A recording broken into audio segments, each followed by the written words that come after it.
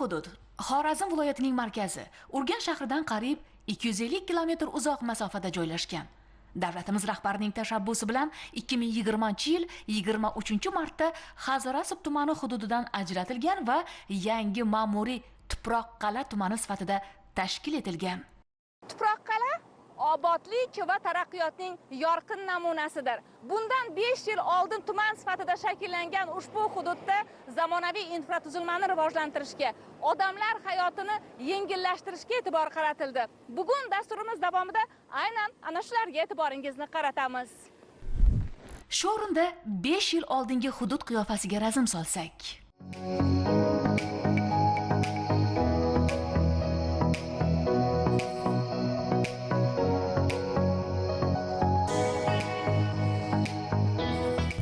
Eski arxiv kadrlar, ammo haqiqat dalil bular. Yangi tuman bo'lib shakllanish Tuproqqal'ada islohotlar davrini boshlab berdi.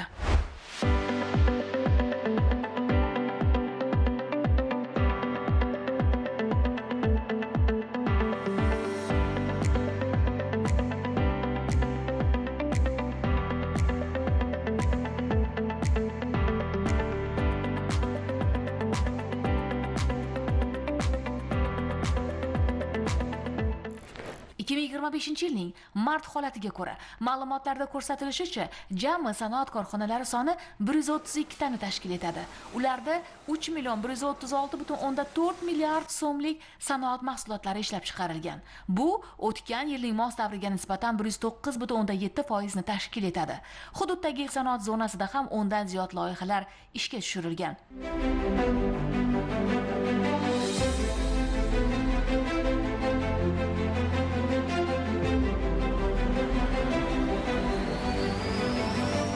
Tuproqqal'ada sanoat hamda qishloq xo'jaligi, turizm, tadbirkorlikning asosiy to'planish nuqtalari sifatida rivojlanmoqda.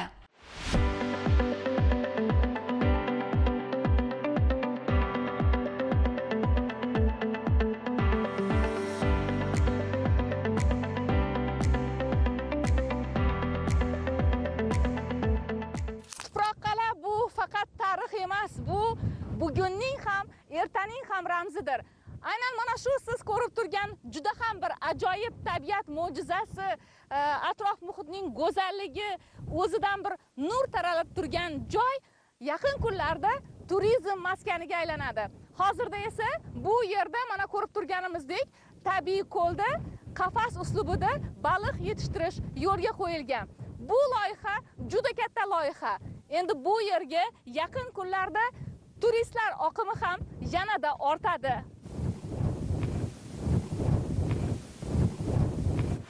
Mazkur loyihamiz tumanimizda faoliyat ko'rsatuvchi mas'uliyati cheklangan jamiyati tomonidan 2024-yilda birinchi bosqich mana yopiq usulda suv havzasida baliq yetishtirish va uni qayta ishlash 52 milliard so'm qiymatda bo'lgan loyihamiz. Hozir bugungi kunda shu mas'uliyati cheklangan jamiyati bazasida, mana shu loyiha bazasida ikkinchi bosqich turizm maskani shu yerda tashkil qilishda ishlab turibmiz. Mana joriy yilda shu loyihamizni amalga oshiramiz. Bu loyihamiz ham mana shu tumanimizni turistik salohiyatini oshirishda katta muhim rol o'ynaydi. Chunki mana shu turgan joyimiz o'zi bir ekoturizm turistlari jalb qilish uchun o'ta bir mos bo'lgan Amudaryo suv havzasi bo'yida joylashgan joyimiz va shu loyihani amalga oshirish hisobiga biz 30 ta yangi ish o'rinlari yaratish va bundan tashqari mana shu yerda turizm maskani, kapsulalar, mehmon uylari, tepalikdan pastga tushuvchi kanatkalar qurish biznes rejalarimizni ishlab chiqqanmiz. Mana shu yil shu loyihani ikkinchi bosqichini amalga oshiramiz.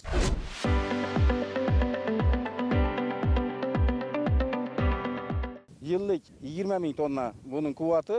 Naslli baliqni biz hozir baliq ikrasini Rossiya va Yevropa davlatlaridan, xususan Vengriyadan olib kelib, shu yerda laboratoriya usulida uni chavoq qilib yetishtirish, loyihamizni o'zida ham baliq mahsulotlarini qayta ishlash yo'lga qo'yiladi. Muhtaram prezidentimiz Shavkat Miromonovich tomonidan yaqinda shu Xorazm viloyatiga tashriflari davrida ham katta alohida e'tiborlar qaratildi.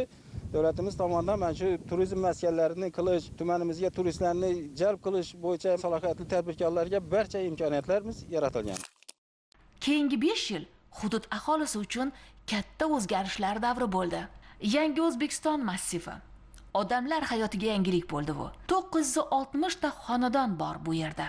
Ko'p qavatli uylar, savdo shoxobchalari, ko'ngilochar maskanlar, xullas tuman markazi Pitnakda zamonaviy infratuzilma shakllanyapti. Oxirgi 5 yil davomida yangi infratuzilma obyektlar, ishlab chiqarish obyektlari barpo qilindi ki shuni munosabati bilan Yangi O'zbekiston massivi ham tashkil qilindi. Bu Yangi O'zbekiston massivi 10 gektar yer maydonida joylashgan bo'lib, bu 10 gektar yerda 26-yilga qadar 46 ta ko'p qavatli turar joy binolari qurib bitkazilishi rejalashtirilgan. 2025-yilga qadar 27 ta uyimiz foydalanishga qabul qilingan bo'lib, bunda xonadonlar o'z egalariga topshirildi. Buning ichida keyin bizda 360 o'rinli maktabgacha ta'lim muassasamiz ishga tushdi, qishloq vrachlik punktimiz ham bor.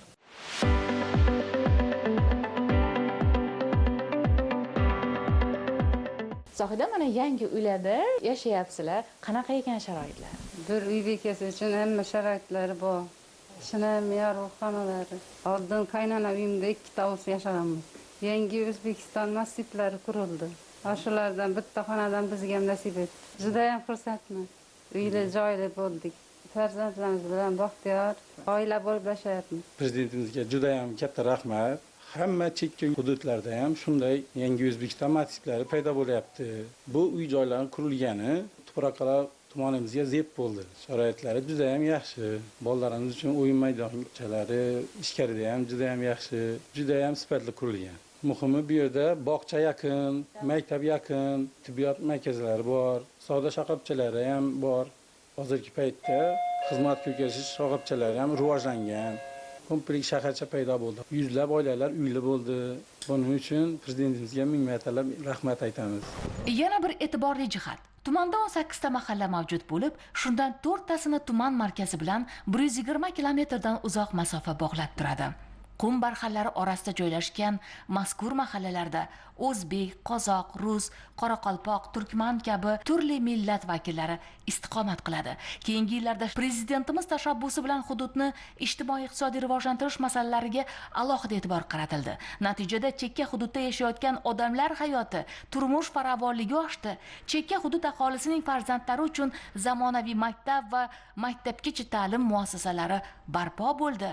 Tuproqqal'a 2020-yilda tuman sifatida tashkil etildi. Bu nafaqat ma'muriy tarzda, balki odamlar hayotida ham katta o'zgarishlarni yaratdi. Aynan biz hozir mana tuman markazidan 120 kilometrdan ziyod masofadagi Tuproqqal'a massivida turibmiz. Aynan bu yerda 4 ta mahalla bor va ularda 9000 nafarga yaqin aholi istiqomat qiladi. E'tiborli jihati, bir paytlari mana shu yerdagi hudud ancha xaroba ahvolda edi. Yo'llar ham, bu yerdagi aholining yashash tarzi ham, umuman ijtimoiy-iqtisodiy sohalarda ancha oqsoqliklar bor edi. Jurnalist sifatida ham ana shu jarayonlarga guvoh bo'lganmiz va keyinchalik tuman bo'lib tashkil bo'lganidan keyin bu yerda katta o'zgarishlar bo'ldi, yo'llar obod bo'ldi, yangi binolar qurildi, yangi uylar barpo etildi va odamlarning hayotida yangicha yashash tarzi, turmush farovonligi yaxshilana boshladi.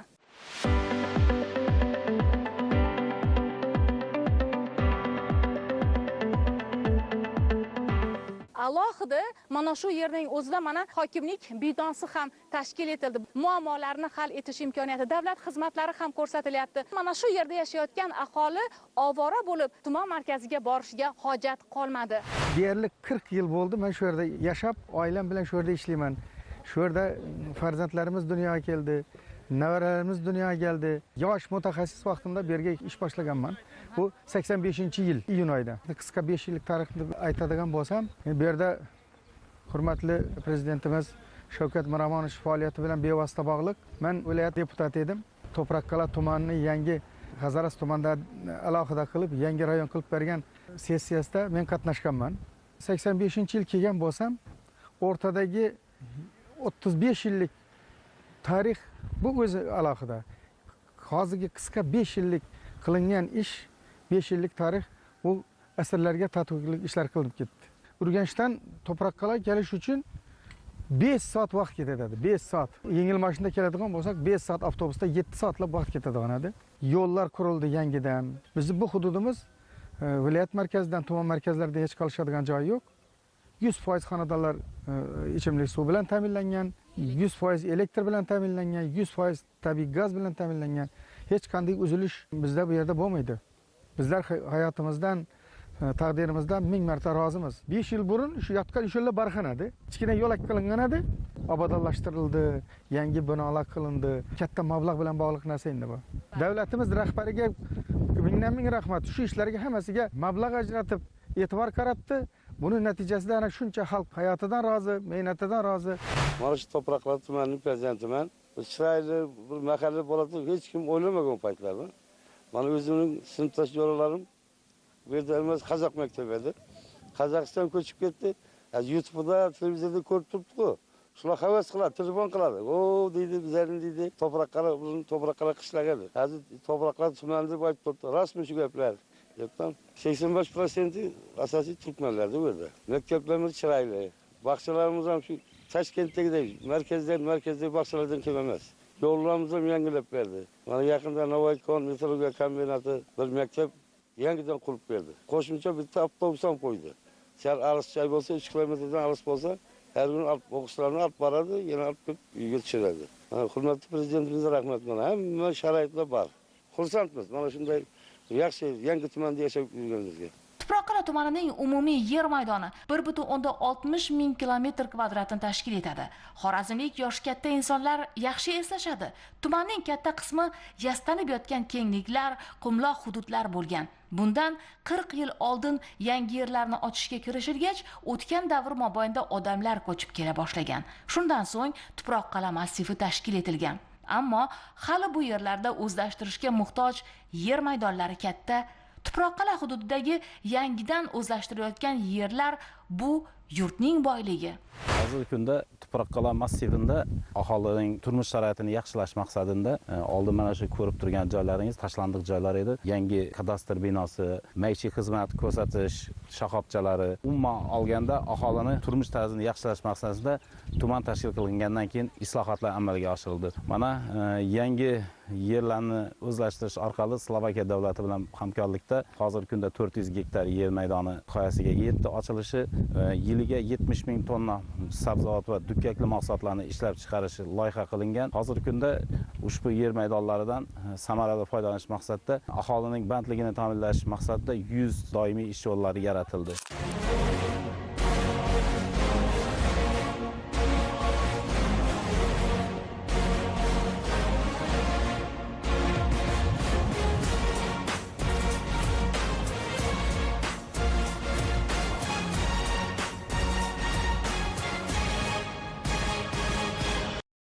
Fransiyaning Voltali kompaniyasiga Tuproqqal'a massividan 183 gektar yer maydoni ajratildi. Ular bu yerda 100 megavatlik loyiha qiymati 80 million dollar bo'lgan quyosh elektr stansiyasi quryaptilar.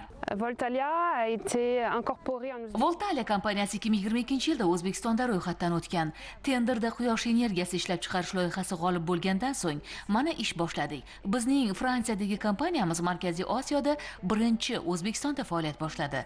Yurtingizda elektr energiyasiga katta zarurat bor. Shu muammolarga yechim topishda quyoshdan energiya olish samarali hisoblanadi. Mamlakatingiz biz kabi yirik kompaniyalarga, investorlarga ko'plab foydali imkoniyatlarni taqdim etyapti. Shu sababli biz O'zbekistonga sarmoya kiritishga qaror qildik. Hozirda qurilish bosqichidamiz. Xalqaro tiklanish va taraqqiyot banki kredit mablag'lari ajratdi. Joriy yil oxirigacha loyihani yakunlashni reja qilyapmiz.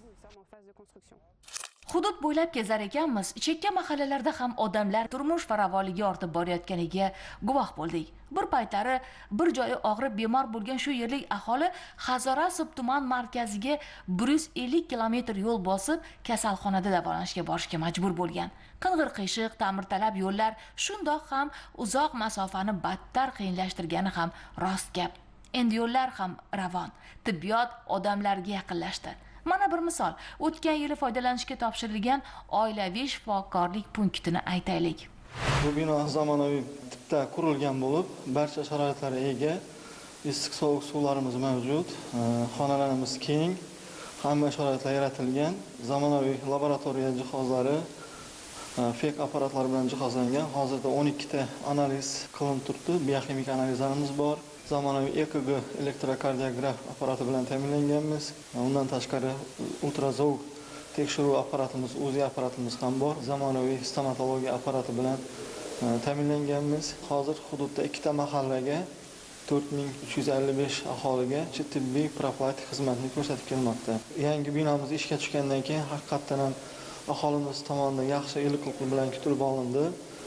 Ko'pchilik aholimiz shahar shifoxonalariga kelgandek o'zlarini his qilib boshlashdi. Uzoqlar yaqin bo'ldi. Kunduzgi va uy dorgohlari tashkil qilingan bo'lib, 10 ta ko'ykamiz bor. Bemalol tibbiy statsionar muolajalarni olib kelishmoqda. Ayollar uchun, erkaklar uchun alohida statsionar ko'ykalarimiz tashkil qilingan. Binomizning yonida Tuproqqala tez tibbiy yordam 4-post tashkil qilingan. Shoshilinch holatlarda 103 orqali bemorlarimizni tuman kasalxonalariga, viloyat kasalxonalariga yetkazib beramiz. Birinchi ochilgan vaqti kelganman beri. Shu kelgan vaqtimiz bu yerda joyam yo'q edi, hech hajam yo'q edi. Shuncha yil bo'lgandan keyin prezidentimizga rahmat, bizlarga bir tuman etib berdi. Endi tumanimizda yana bakça kurdular, kasalxona kurdular. Aldın tuman merkezi Hazaras tumanı edi. Uzak masafada edi. Şunun için bizlere juda kıyınçılık tuvdular edi. Bana tuman oldu. 5 yıldan beri yine şaraitleri yaxşılap yatırlar. Rahmet. Prezidentimiz bizni sağlığımızı oylap tibbiyat merkezleri kurup verdi. Kan basımımı aşıp gelen edim. Ana okuldarlar kıldılar. Yaxşı olup bana oturtman. Bizim yaxşı kız kıla yapma. Hemmesi için prezidentimize rahmet. Hayatımızdan razımız. Çekke hudutta yaşarlığımızdan bizlere bilinmedi şehirdiğim bir. Hemen herse yeterli. To'proqqala tuman oilaviy shifokorlik punktimiz yaqinda o'z faoliyatini boshlagan. Urgan shahardan kelib ishlab turibman Ozarbayjonda. Xizmat uyi bilan ta'minlanganman. To'proqqala tumani maskanidagi xalqni sog'liqlarini tiklashga, sog'liqlarini saqlashga qo'limdan kelgancha yordam berib turibman. Davlatimiz rahbari chekka hududda borib ishlaydigan vrachlarimizga oyliklarini ustamalab tayinlab qo'yilgan. Shu ustamalarni olib turibmiz. Bundan juda xursandmiz. Yaqinda sug'urta tizimini o'tdi, reimbursatsiya bilan, tekin dorilar bilan ta'minlanib turibmiz. Hozirlikcha yetarli dori-darmonlarimizdan ko'pchilik qismi ta'minlanib turibdi. Rohatay Jumaniyoz va Getekishli mana bu binoda sut va sut mahsulotlarini qayta ishlash sexi, non va non mahsulotlari ishlab chiqarish, savdo markazi, umumiy ovqatlanish shoxobchasi tashkil etilgan. Bu degani mahalla ahli tadbirkorlikni ham yo'lga qo'ymoqda. Oldin ular faqat chorvachilik, parrandachilik, dehqonchilikdan daromad topgan bo'lsalar, endilikda ishbilarmonga ham aylanib, mahalladoshlarini bandligini ta'minlayaptilar. To'proqqalaning Xiva mahallasida yashayman. Prezidentimizning tumanimizga bir alohida e'tibor qaratilganligidan ruhlanib, uyimizda ishlab chiqarishni rivojlantirib, mahalladoshlarimizga xizmat qilyapmiz. 25 nafar ayolni bandligini ta'minlaganmiz. Mahallamiz tuman bo'lgandan keyin odamlarning turmush tarzi ham, mahallaning infratuzilmasi ham o'zgardi. Ko'p qavatli uylarimiz qurildi, maktab, bog'chalar qurildi, yo'llarimiz obodonlashtirildi. Odamlarning dunyoqarashi o'zgardi, turmush farovonligi oshdi. Yana ishlagimiz kelyapti ruhlanib. Prezidentimizga katta rahmat, shu chekka hududlarga ham katta e'tibor qaratgani uchun.